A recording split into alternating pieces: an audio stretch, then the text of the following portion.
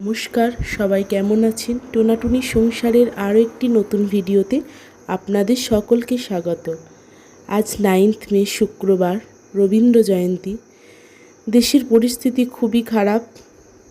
তো এই সময়ে সবাইকে বলবো সচেতন থাকতে, সবাই সুস্থ থাকবেন, সাবধানে থাকবেন এবং দেশের আর্মিদের জন্য সকলে দোয়া প্রার্থনা, ঠাকুরের কাছে প্রে যেরকম সেইভাবে প্রার্থনা করবেন। তো আজকের দিনে আমি রবীন্দ্রনাথকে স্মরণ করে এবং আমাদের দেশের যারা দেশ রক্ষা বাহিনী তাদেরকে নিয়ে ছোট্ট একটা কবিতা বলতে চাই। নির্ঝরের স্বপ্নভঙ্গ। আজিয়ে প্রভাতে রবির কর, কেমনে পশিল প্রাণের পর, কেমনে পশিল গোহাবো আধাবে প্রভাত পাখির গান।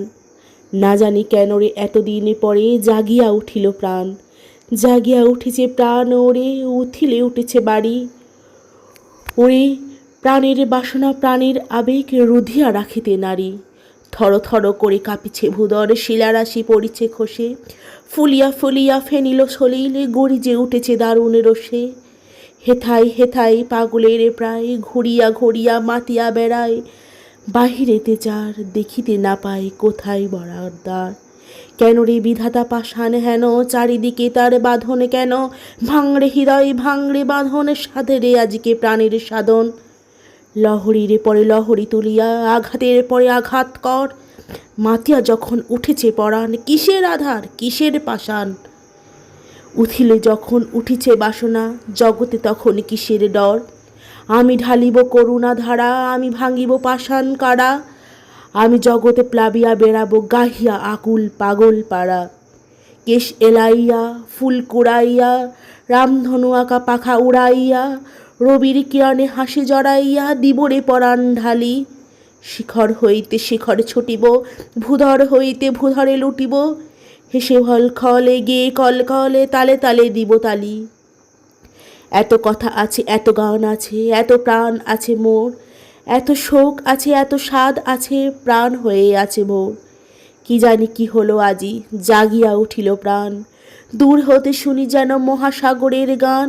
ওরে চারিদিকে মোরে কি কি কারাগারের ঘোর, ভাঙ ভাঙ ভাঙ কারা, আঘাত আঘাত কর। ওরে আজ কি গান গেয়েছে পাখি, এসেছে রবির কর। নমস্কার। জানি না কতটা ভালো হয়েছে, আমি কবিতা কোথাও শিখিনি, শুধুমাত্র প্র্যাকটিসের মাধ্যমেই আমি করেছি। মোবাইল থেকে যেটুকু দেখে শিখি আর যতটুকু নিজের মধ্যে আসে ততটুকুই। তো কেমন লাগলো অবশ্যই জানাবেন। তো এদিকে আমি রান্না কাজে এসেছি, ওদিকে জলখাবারে আজকে চাউমিন বানিয়েছিলাম। ভিডিওটা দিতে হয়তো অনেকটা দেরি হবে, কারণ আমি এডিট করে উঠতে পারিনি, বাচ্চাকে নিয়ে থাকি তো সময় হয়ে ওঠে না। তো এদিকে খাবারের জন্য জোগাড় করতে এসেছি। আজকে মাছের টক বানাবো, তো এই জন্য মাছগুলো নুন হলুদ মাখিয়ে নিয়েছি। তো এদিকে নুন হলুদ মাখিয়ে নিয়েছি, দুটো মাথা পড়েছিল সেগুলো দিয়ে টক বানাবো। সেরকম কিছু ছিল না, তো মাছে পেঁয়াজে ভাজা, মাছের ঝোল সবই খাওয়া হয়েছে, তো আমার জন্য মাছের টকটাই আজকে বানাচ্ছি। ও বাবা মাছের চোখগুলো তুলে নিয়ে আসে, আমি মাছের মাথা খুব ভয় পাই।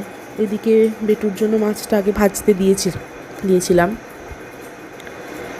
এই মাছের মাথা নিয়ে কাহিনী আছে, আমি আগে কখনো মাছের মাথা ধরিনি। বিয়ের পরেও আমাকে যখন এখানে প্রথম আমি যখন এসেছিলাম আমার স্বামীর সঙ্গে আমার শ্বশুর শাশুড়িও এসেছিলেন। আমার শাশুড়ি কখনো মাছের মাথা হাত দিতে দেননি, আমি ভয় পাই বলে। উনি যাওয়ার পরে আমাকে মাছের মাথা হাত দিতেই হয়। তো প্রথম খুব ভয় লাগতো, তো ওই জন্য চোখটা তুলে নিয়ে আসতো যাতে আমি ভয়টা একটু কম পাই। আস্তে আস্তে ঠিক হয়ে গেছে, হ্যাবিট হয়ে গেছে।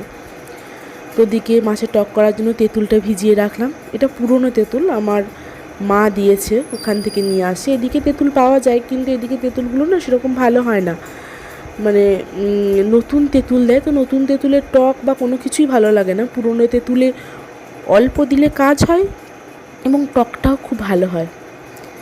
তো এদিকে উচ্ছেটা দেখালাম মেপে আপনাদের কতটা বড়, এদিকে করলা বা উচ্ছে যাই বলুন না কেন সেগুলো ওরকম বড় বড়ই হয়। তো এদিকে উচ্ছে পেঁয়াজের ভাজাটা রেখে দিয়েছি, ওদিকে ডালটা ভিজিয়ে রেখেছি, আর এদিকে মাছের মাথা ভাজছি। এই মাছের মাথা ভাজাটা আমাকে আমার শ্বশুর শিখিয়েছেন। তো কীভাবে মাছের মাথা এদিক উল্টে পাল্টে ভাজতে হয়, আমি কখনো মাছের মাথা হাতও দিইনি, ভাজিও নি। তো কীভাবে মাছের মাথাটা সব দিক ভালোভাবে ভাজতে হয় সেটা আমাকে আমার শ্বশুরমশাই নিজে হাতে ধরে শিখিয়েছেন। তো উনি ওরকম মাছের মাথা ভাতের মার কীভাবে গালতে হয় সেটাও উনি নিজের হাতে ধরে শিখিয়েছেন। উনি রান্নাবান্নার দিকে প্রথমই ভয় পেতাম, তো ওই জন্য উনি যতটা পেরেছেন আমাকে হেল্প করেছেন এবং আমাকে শিখিয়ে দিয়েছেন। তো এদিকে মাছের মাথাটা ভাজতে দেওয়া হয়ে গেছে, এদিকে ডাল সিটি মারতে দিয়েছি, এদিকে আমি কাচাকুচির জন্য চলে এসেছি, যে কাচাকুচিটা একটু সেরে নেব ওই জন্য। এদিকে জলটা খুলে দিয়ে গেলাম, ওদিকে রান্নার কাজটা কিছুটা বসিয়ে তারপরে এদিকে কাচতে লাগবো। এখানে জলটা খুব সরু হয়ে পড়ে, ওই জন্য আগের থাকতে জলটা খুলে রেখে দিয়ে যেতে হয়। তো এই যে এদিকে বাবার বেটা দুজন মিলে ঘুমাচ্ছে, আর আমি এদিকে কাচাকুচি জিনিসপত্র নিয়ে চলে এসেছি। এদিকে মাছ ভাজাটা তুলে দেব, আর ওদিকে ডালটা সিটি মারতে বসিয়েছি। তো ডালটা সিদ্ধ হতে হতে আমার ততক্ষণকে হয়ে যাবে। এইভাবে মাছের মাথাটা সোজা করে ভাজাটা, এটাই বলছিলাম, এটাই আমার শ্বশুরমশাই শিখিয়েছেন আমাকে, যেভাবে ভাজলে মাছের মাথার যে পিছন দিকটা অংশটা থাকে, যেখানে আসল মাছটা থাকে, তো ওইখানটা ভালোভাবে ভাজা হয়। এদিকে মাছের তেলটা তুলে নিয়ে উচ্ছেটা ভাজতে দিয়েছি, উচ্ছে পেঁয়াজে ভাজবো। তো উচ্ছেটা কড়াইয়ে দিয়ে তারপরে আমি কাচাকুচির দিকে যাব, তাহলে উচ্ছেটা আস্তে আস্তে ভাজা হবে, আর এদিকে ডালটাও সিটি পড়বে, তাহলে আমার উনুন কামাই যাবে না। নয়তো সময় কম, তো তাড়াতাড়ির মধ্যে করতে হয়, প্লাস ছেলেকে টাইমে খাওয়াতে হয়, তার জন্য বেশি তাড়াহুড়ো হয়। এদিকে ভাতটাও বসিয়ে দিয়েছে, এদিকে ডাল হচ্ছে, আর এদিকে উচ্ছে ভাজাটা হচ্ছে। মাঝে মাঝে একবার করে এসে নেড়ে দিয়ে যাচ্ছিলাম, নয়তো ধরে যাবে, সেই জন্য। এদিকে এবার পেঁয়াজটা দিয়ে দেবো। উচ্ছেটা মোটামুটি ভাজা হয়ে গেছে, উচ্ছেটা একটুখানি ভাজা হয়ে গেলে পরে তখন পেঁয়াজটা দিই। আগে উচ্ছে পেঁয়াজও ভালোভাবে ভাজতে পারতাম না, একটু থ্যাসে হয়ে যেত, এখন মোটামুটি পারি। তো এই যে পেঁয়াজটা দিয়ে দিচ্ছি, আর এই রসুন আর পেঁয়াজটা এটা ডালে ফোড়ন দেবো বলে রেখে দিয়েছি। রসুনটা চাউমিনের জন্য কুচিয়েছিলাম, কিন্তু ওর বাবা তো বললো চাউমিনে খাবে না, ওই জন্য রেখে দিয়েছি, ডালে পরে কুচিয়ে দিয়ে দেবো। তো এই যে উচ্ছে পেঁয়াজের ভাজাটা নেড়ে ঢাকা দিয়ে তারপর আমি কাচাকুচি করতে যাব। এদিকে কাচাকুচি সব কমপ্লিট হয়ে গেছে, এবার সম্পূর্ণভাবে রান্নার কাজে হাত লাগাবো। এদিকে তেঁতুলটা প্রথমে চোখটে নিচ্ছি একটুখানি, আর তার ফাঁকে একবার বাইরে বেরিয়ে এসেছি নিজের থোবড়াখানা দেখাতে। তো একবার করে মাঝে মাঝে বাইরে বেরিয়ে আসি, ভাল লাগে বেশ। ওর বাবা ঘরে থাকলেই হয়, নয়তো হয় না। তো এদিকে ডালটা সিদ্ধ হয়ে গেছিলো বলে এটাকে সাঁতলে নিলাম, আর ওদিকে ডালের মধ্যে আলু দিয়েছিলাম, সে আলু সেদ্ধ পেঁয়াজটাও তুলে নিয়েছিলাম। তো আলু সেদ্ধটা ওই যে মেখে নিয়েছি, ওটা হাত দিয়ে চটকে মাখতে হবে, গরম বলে হাত দিতে পারিনি। তো এদিকে ডালটা নুন হলুদ সব ঠিকঠাক আছে কি না দেখে নিলাম। এদিকে আলু ভাতটা নিয়েছিলাম মাখার জন্য, কিন্তু খুব গরম, হাত দেওয়া যাচ্ছে না, তো ওই জন্য ছেড়ে দিলাম। এদিকে আমার বেটু উঠে গেছে, রান্না করছে, ওকে কোলে নিয়ে কিছুটা রান্না করব, তারপরে বাবা আবার উঠে আসবে। এদিকে আমি টকটা বসাবো, তো ওকে এক হাতে করে নিয়েই হবে এই কাজটা, ওই জন্য বাবাকে এখনও ডাকিনি। তো তেলের মধ্যে একটুখানি সম্বরা দিলাম আর একটা শুকনো লঙ্কা দিলাম। তো এটাকে প্রথমে ধোঁয়া ওঠার মতো ভেজে নেব, তারপরে টকের জলটা যেটা আছে, তেঁতুল জলটা, সেটা দেব।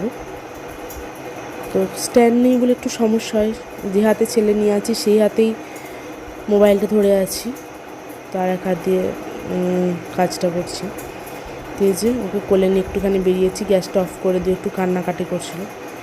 এরপর বাবাকে ছেলেটা দিয়ে দিয়েছিলাম, না ধরলে তার তেঁতুলের জলটা গালতে পারবো না। তো এই যে তেঁতুলের জলটা একটা ছাঁকনির মধ্যে ছেঁকে নিলাম, এই পাল্পগুলো খুব ভালোভাবে চটকে দিয়ে দিয়েছিলাম। তো এদিকে তো একটু ঢেলা ঢেলা গুড় পাওয়া যায়, তো জলটা ফোটার আগেই গুড়টা দিয়ে দিলাম, এটা ভালোভাবে গলে যাবে। তারপরে মাছগুলো দেবো। এই যে ডাল, ওদিকে উচ্ছে পেঁয়াজে ভাজা হয়ে গেছে, আর ওদিকে মাছগুলো রাখা আছে, বেটুর খাবারও সিদ্ধ হয়ে গেছে। আর এদিকে আলু ভাতটা নিয়ে বসেছি, এখন একটু ঠান্ডা হয়েছে, তো এই জন্য এটা আলু ভাতটাকে ভালোভাবে চটকে মেখে নিচ্ছি। আলু ভাতটা পেঁয়াজ তেল লঙ্কা খড়ানোর সময় কড়াই একটুখানি নেড়ে নিয়েছিলাম, তারপরে নামিয়ে রেখেছিলাম। তো এই যে আলু ভাতটা সেদিন ভীষণ টেস্টি হয়েছিল, ভীষণ। আসলে পেঁয়াজ কড়াতে আলু ভাতটা করলে না টেস্টটা বেশ ভালো আসে, আর শুকনো লঙ্কা দিয়েছিলাম, তার জন্য আরও ভালো টেস্ট হয়েছিল। এদিনের টকটাও কিন্তু প্রচণ্ড ভালো হয়েছিল, নুন আর টকের যে তেঁতুলটা একদম পরিমাণ মতো হয়েছিল, তো খুব সুন্দর স্বাদ হয়েছিল। আসলে নুনটা টকটা যদি ব্যালেন্স হয় না, নুন মিষ্টিটা টকটা, তো টকটার স্বাদই আলাদা হয়। তো এদিকে ফুটে গেছে ঝোলটা, আর ওদিকে গুড়টা এখনও গলেনি, একটু বাকি আছে, ওটা গলে যাবে। এদিকে মাথাগুলো দিয়ে দিলাম, কারণ এগুলো একটু সিদ্ধ হতে হবে, তো মাথাগুলো নয়তো চিবিয়ে খাওয়া যাবে না। তো এদিকে দুটো মাথা আর ছোট্ট একটা পেটি ছিল, আর লেজার একটা খান ছিল, তো 5টা পিসকেই দিয়ে দিলাম। এটা একটু টকের সঙ্গে ভালোভাবে মজুক, একটু গাড়াসা গাড়াসা হয়ে গেলে তখন নামিয়ে দেবো। একটুখানি স্বাদটা দেখে নিচ্ছিলাম যে ঠিকঠাক আছে কি না, তো খুব সুন্দর স্বাদ হয়েছিল। এদিকে টকটা ফুটতে থাক, এদিকে ফুটে গেছে, এই যে দেখতে পাচ্ছেন গাড়াসা গাড়াসা হয়ে গেছে। একটুখানি ঝোল রাখবো, কারণ ভাতের সঙ্গে একটু মাখিয়ে খেতে হবে, তো ডালের সঙ্গে টকের ঝোলটা বেশ ভালো লাগে। এরপর বাসনপত্র সব ধুয়ে বেটুকে খাওয়াতে বসাবো। তো এখানে আজকে বেটুকে উচ্ছে দিয়েছিলাম, তার এক কাহিনী হবে, যুদ্ধ।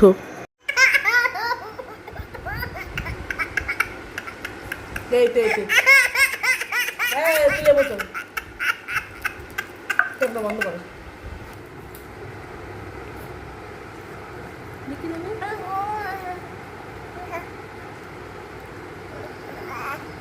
এরপর আর ক্লিপগুলো নেওয়া হয়নি, মোটামুটি খারাপ খায়নি, তখন একটু জেদ ধরেছিল, তবে খেয়েছিল।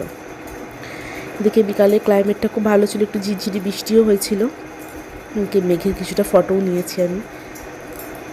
তো ওয়েদারটা খুব সুন্দর ছিল, এই সময় ওয়েদারটা খুব ভালো থাকে। ওয়েস্ট বেঙ্গলে যত গরম পড়ে, এইদিকে তত বৃষ্টি হয়, আর বেশ ঠান্ডা ঠান্ডা ওয়েদারটা থাকে। তো ওদিকে এখন প্রচুর গরম, তবে এদিকে একদমই সেরকম গরমটা নেই, এদিকে বেশ নর্মাল ওয়েদার আছে। তোর বাবা গেছিলো দোকানে দুধ আনতে, প্যাকেট দুধ। তো এদিকে আমি কুমড়োর তরকারি বসিয়েছি, আজকে লুচি হবে, তো এদিকে কুমড়ো তরকারি বসিয়েছি। কুমড়োগুলো এত বাজে ছিল, আলু সিদ্ধ হয়ে গেছে অথচ কুমড়ো সিদ্ধ হয়নি। কুমড়োগুলো সিটি মারার মতো অবস্থা, তবুও হয়তো গলবে না, এত শক্ত। তরকারিটাও একদম বাজে খেতে হয়েছিল সেদিন। এদিকে দুধটা জাল দিচ্ছি, এখানে চালটা কিছুক্ষণ ভিজিয়ে রেখেছিলাম, তারপরে চালটা দিয়েছিলাম, তাহলে না চালটা ভালোভাবে সিদ্ধ হয়। আর সঙ্গে সঙ্গে চালটা দিলে সিদ্ধ হয়, কিন্তু অনেকটা সময় লাগে। তো এদিকে দুধটা চালটা একসাথে সিদ্ধ হচ্ছে দুধের মধ্যে, আর এদিকে তরকারিটা প্রায় হয়ে গেছে। তো ভালো ছিল না বলে কোনো রকম করে মোটামুটি ঘেটে ঘুটে কোনো রকম করে যেটুকুন যা হয়েছে ওরকমই করেছি। এদিকে ওপর থেকে একটুখানি ধনেপাতা ছড়িয়ে এরপর নামিয়ে নেব তরকারিটা। এর মধ্যে কিছুক্ষণ ভাপে থাকবো, ততক্ষণ আমি আটাটা সেনে লুচিটা বিলে নেব, তারপরে কড়াই থেকে নামিয়ে লুচিটা ছেঁকে নেবো ওখানে। ওইদিকে পায়েসটা হতে থাকবে, পায়েসটা আর দিতে হবে না, একেবারে স্লোতে দিয়ে দিয়েছে, ওটা আস্তে আস্তে হচ্ছে।